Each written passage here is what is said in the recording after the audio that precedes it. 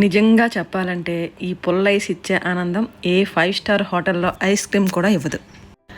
మేము evening walk చేసి అలా మళ్ళీ తిరిగి ఇంటికి రిటర్న్ అయ్యేటప్పుడు ఈ పుల్ల ఐస్ కొనుక్కున్నామన్నమాట. ఎప్పుడు సమ్మర్లో అప్పుడప్పుడు ఇలా అటు వెళ్ళి పుల్ల ఐస్ కొనుక్కొని తింటూ ఎంజాయ్ చేస్తూ వస్తామన్నమాట.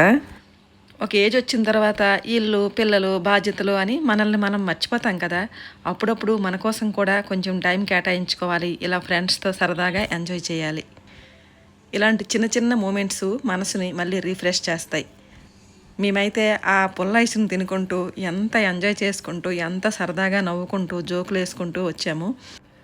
పౌర్ణమి కదా, చంద్రుడు కూడా చక్కగా ఆకాశంలో వెలిగిపోతూ మమ్మల్ని అలాగా మాతో పాటు నడుస్తున్నట్టే మా వెనక అనిపించింది అనమాట.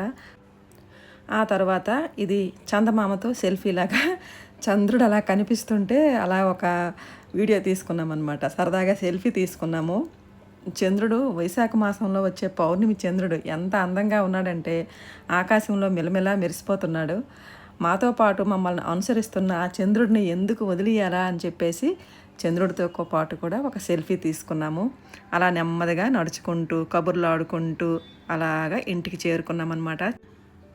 మన వయసుని ఎలాగూ రివర్స్ చేయలేం, కానీ మన మనసును మాత్రం ఇలాంటి చిన్న చిన్న సంతోషాలతో మళ్ళీ చిన్న పిల్లలా మార్చుకోవచ్చు కదా. అందుకే వయసు పెరుగుతున్న మనలో ఉన్న ఆ చిన్న పిల్లని ఎప్పుడు నిద్రపోనివ్వకండి. అప్పుడప్పుడు ఇలాంటి క్రేజీ పనులు చేస్తూ ఉండండి. మీరు కూడా మీ ఫ్రెండ్స్తో కలిసి ఇలా ఎప్పుడైనా ఎంజాయ్ చేశారా? మీ చిన్ననాటి జ్ఞాపకాలను కామెంట్లో చెప్పండి. వీడియో నచ్చితే మాత్రం తప్పకుండా లైక్ చేయండి. మీ చిన్ననాటి స్నేహితులకి ఈ వీడియోని షేర్ చేయండి.